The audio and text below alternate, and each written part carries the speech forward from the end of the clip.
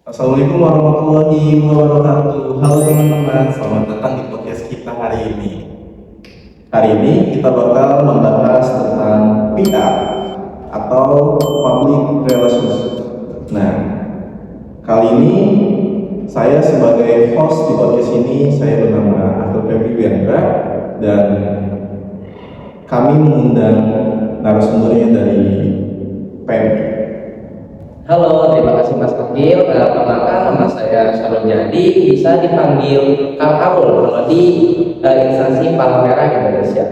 Sebelumnya saya ucapkan terima kasih kepada kakak-kakak mahasiswa Universitas Pemulang Serang yang sudah mengundang saya di tempat yang bagus ini ya. Nah, sekarang kita sudah ditemani oleh Kang Arul selaku anggota PMI Kota Serang. Tepuk tangan dulu ya. Gimana Kang sehat? Alhamdulillah sehat Pak Akil. Nah, kita akan membahas tentang PR atau Public Relations ya, yang ada di organisasi PMI. Oke, langsung mulai aja ya sih? Boleh. Oke. Pertama-tama, bisa nggak jelasin kenapa PR itu penting dalam organisasi PMI? Oke, PR itu kan public relation, di mana tujuan PR itu untuk menjaga nama baik suatu instansi dan serta bagaimana cara kita berkomunikasi dan mempromosikan apa yang bakal kita lakukan. Apalagi fokusnya kan di sini Palang Merah Indonesia, di mana kita mempunyai program-program yang pasti berhubungan dengan masyarakat, kebencanaan, penanggulangan bencana, harus koordinasi dengan instansi yang lain. Dari PR ini menurut saya sangat penting banget, apalagi untuk kita kader-kader Palang Merah Indonesia. Jadi anggapannya PR itu jembatan ya, jembatan komunikasi, bukan cuma informasi berarti kan, menyampaikan pesan segala sesuatunya gitu kan, jembatan lah ya. Nah, nanti PR itu sebagai jembatan ya guys untuk berkomunikasi. Jadi kan PR itu bukan sekedar promosi saja ya. Nah, selanjut yang kedua, apa sih kan fungsi PR di dalam PMI sehari-hari? Baik, fungsi PR untuk PMI di keseharian ya. Nah, yang poin penting itu pertama harus sebagai wadah untuk bagaimana sih kita nge-branding PMI ini sebagai instansi kemanusiaan. Nah, yang kedua itu untuk mengedukasi atau menyebarkan informasi kepada masyarakat tentang donor darah, cek kesehatan gratis, dan program-program kesehatan yang berhubungan dengan instansi kesehatan. Lalu yang ketiga itu tentunya tanggap pada saat bencana. Terus ada kita membuka oprek untuk calon-calon adik mahasiswa atau adik-adik yang ingin masuk ke Palang Merah Indonesia sebagai volunteer. Nah, jadi PR itu bukan hanya konten ya, ya. Kayak kita juga menjaga kepercayaan dan hubungan satu sama lain dalam organisasi juga ya. Nah, baik, kalau misalnya contoh kegiatan sehari-hari kayak kegiatan nyata di lapangan tuh fungsinya PR itu seperti apa sih kan? Langsung aja ya, contoh kegiatan kita ambil dari program donor darah. Biasanya di instansi saya itu biasanya donor darah pasti bersandingan dengan cek golongan darah, tensi, dan BP sama kayak gitulah. Nah, tujuan itu bagaimana sih cara kita mengedukasi masyarakat donor darah itu tujuannya buat apa, terus benefit yang diterima masyarakat itu apa. Nah, kadang kan masyarakat nggak tahu ya, ternyata misal salah satu contoh di instansi UI gitu ya, di Universitas UI lagi ngebuka donor darah, kan nggak semua masyarakat atau mahasiswa tahu. Nah, bagaimana sih cara kita menyampaikan? Mungkin dengan menyebar pamflet, brosur, atau menginformasikan pada RT RW setempat bahwasannya UIN ini atau PMI ini sedang mengadakan donor darah. Nah, biasanya kalau ada donor darah itu kita berkolaborasi dengan UDD. Apa sih UDD? UDD itu adalah unit donor darah, di mana mereka itu yang bertugas untuk mengadakan penampungan donor darahnya, kayak kantong darah, terus kayak beberapa pakar-pakar yang ahli dalam lagi biasanya itu tahap-tahapan seperti ini kan. Kita administrasi dulu biasa, tulis nama. Setelah itu kita dicek tensi, kadar darahnya seperti apa, cocok nggak orang ini bisa nih buat mendonorkan. Kalau misalnya biasanya itu ada kasus HB-nya terlalu tinggi atau terlalu rendah, biasanya hal seperti itu bakal kita tolak karena menyangkut kesehatan si pasiennya nanti. Nah, gak mungkin dong kita menolong orang lain tapi kita malah harus tolong gitu ya. Nah, kadang masyarakat juga takut, donor jauh, sakit.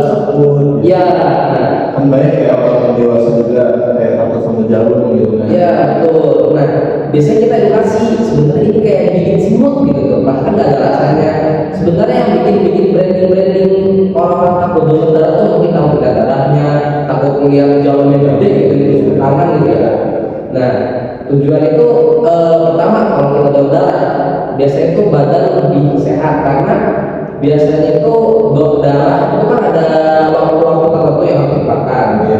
Nah, hal ini itu dapat menyebabkan pasien itu kadang kalau misalnya kita belum terbiasa ya, entah bengkak, lemah. Nah, hal seperti itu menurut saya biasa. Biasanya karena emang si pasien itu pertama jadi shock, bahkan ada yang sampai muntah, pingsan. Nah, itu biasanya karena dia nervous bahasanya. Jadi dia bisa pingsan sampai muntah-muntah. Tapi enggak kok, menurut saya donor darah itu sehat banget. Apalagi saya jujur, saya udah donor ke 3 kali. Hal yang dapat saya terima itu kayak mungkin BB-nya bukan kurang gitu ya. BB. Ya biasanya saya pada pengen cepat turun BB tuh boleh donor darah. Tapi ya, tetap dibarengi dengan olahraga dan makan makanan yang cukup serta istirahat teratur ya. Kalau misalnya kan orang nih masyarakat tuh kayak takut kan kayak saya nggak mau disuntik lah, takut demam. Kan biasanya juga ada yang harus suntik demam. Gimana cara PMI itu membuat kepercayaan ke masyarakat? Nah, fungsinya PR itu seperti apa? Jalannya PR-nya itu. Oke. Biasanya kita mengadakan agenda edukasi atau belusukan. Misal kayak RT yang ada di belakang organisasi MI gitu ya. Pak, ada donor darah di tanggal sekian-sekian. Biasanya kan ada masyarakat, apalagi masyarakat tabu ya tentang hal seperti ini. Nah, poin itu mungkin dibuat perkumpulan di balai desa mengenai donor darah. Sosialisasi. Ya, sosialisasi ya, betul. Edukasi. Ya, biasanya paling kayak menampilkan cuplikan donornya seperti apa sih donor darah itu, dari tahapan mulai masukin jarum. Hal ini kadang masyarakat kan takut ya suntik gitu ya. Nah, biasanya itu paling kayak kita kasih gambaran ada orangnya gitu ya. Ini nih seperti apa, pas ditusuk terus kayak kira-kira jarumnya bakal pas atau enggak. Nah, biasanya kita pakai mannequin atau tangan-tangan apa namanya, ilustrasi gitulah. Mainan. Ya kayak mainan. Terus kayak dari tahapan sidang disedot sampai selesai donor darah tersebut. Oke. Berarti emang tugas PR ini sangat bagus ya, Iya. untuk mengambil kepercayaan dari masyarakat. Dan harus bisa mengkontrol emosi ya. Kadang emang masyarakat kan benar-benar nggak mau. Nah, kita sebagai relawan atau orang-orang yang ada dalam PP itu harus benar-benar ekstra sabar gimana sih biar pasien-pasien ini ingin mengikuti kegiatan tersebut. Nah, berarti PMI itu harus multitasking ya kan ya? Harus lebih selalu sabar gitu ya. Banyak sekali tantangannya. Nah, ngomong-ngomong tantangan nih, tantangan apa saja sih yang paling sering dihadapi PMI dalam PR itu?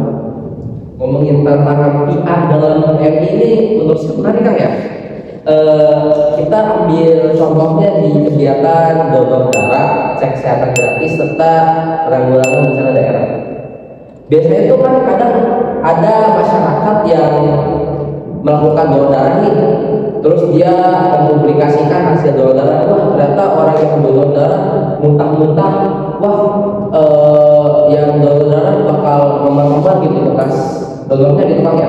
Berarti hoax kayak gitu ya? Iya betul. Nah itu kan kita sebagai relawan atau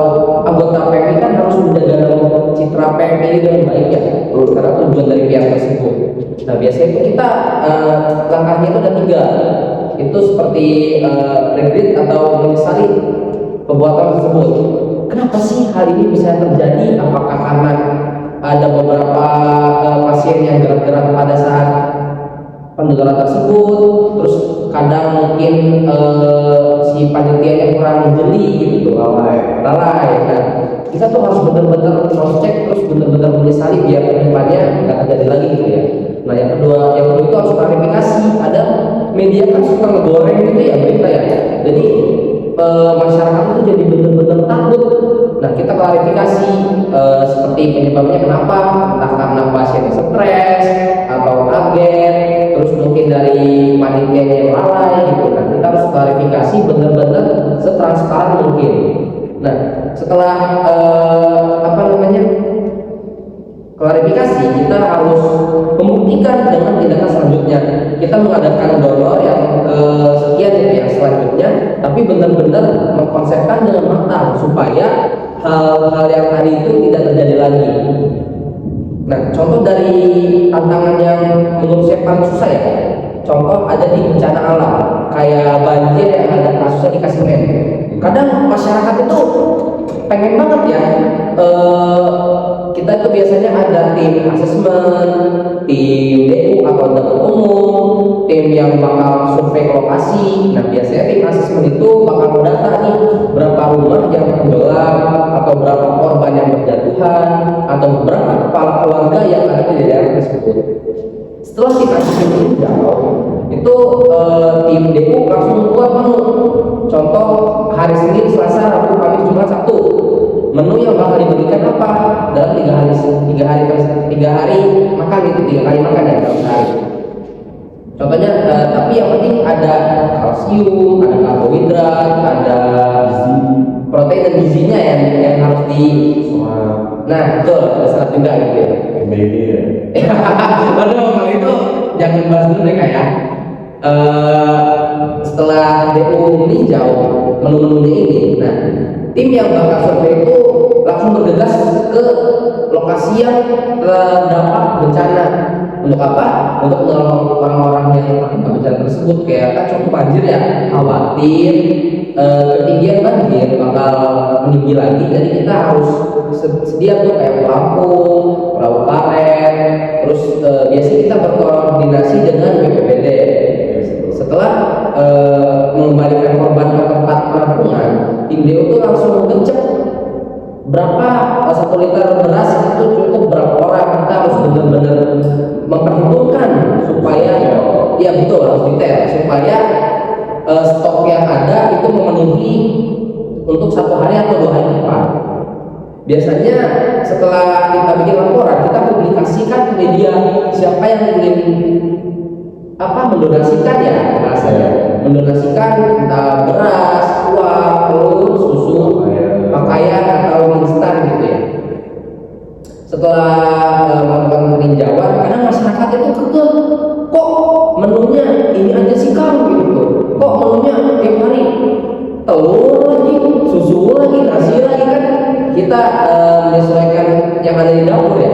Nah itu tuh yang menjadi PM kita sebagai PMI. Bagaimana sih cara kita berkomunikasi kepada masyarakat yang terpapar? Kita jelasin tuh kayak ini sebenarnya makanannya mengandung semua loh, ada karbohidratnya, ada proteinnya, ada kalsiumnya gitu. Nah biasanya kadang ada masyarakat yang ngeyel. Kalau yang ngeyel itu biasanya kita serahkan pada pihak yang berwenang seperti kepolisian atau tentara gitu, untuk mengkondisikan area. Terus kadang ada lagi yang bikin dramatis kan gitu ya. Misal kayak ada ibu-ibu nih yang terjebak di atap gitu. Jadi ada bapak, hei itu ibu saya gitu tuh ya. Nah biasanya itu aparat harus mengamankan, entah biar si bapak-bapaknya nggak ikut terjun ke lapangan, terus kayak biar memberontak pada saat situasi pengamanan. Nah, kita tugasnya di situ kayak coba berbincang aja ke masyarakat supaya mengkondisikan area tersebut. Kasih kepercayaan, kepercayaan gitu ya. Sama-sama pada kami. Iya. Jadi kalau misalnya seperti makanan kan tadi kan Kakang bilang kok makanannya ini aja kata masyarakatnya. Yang di dapur emang ada ini tuh, tetapi semua gizi, protein dan lainnya sudah terpenuhi lah. Nah, misalnya kita pihak PMI kekurangan nih yang namanya seratnya, sayur-sayurannya, nah, duit dari donasi atau dari pemerintah kadang ngasih ya. Nah, itu sudah tidak diberi lagi, tapi kekurangan serat. Nah, itu biasanya menggunakan duit apa ya? Oke. Biasanya kita itu nggak mungkin mengeluarkan semuanya kak. Kayak misal tadi kata makanya ada bantuan dari pemerintah setempat, dari Pemdanya gitu. Terus ada orang baik yang mendonasikan. Biasanya kita menyisihkan sebagian khawatirnya ke depan itu bakal benar-benar chaos. Terus kita nggak punya dana. Nah, dana tersebut dipakai buat memenuhi kekurangan.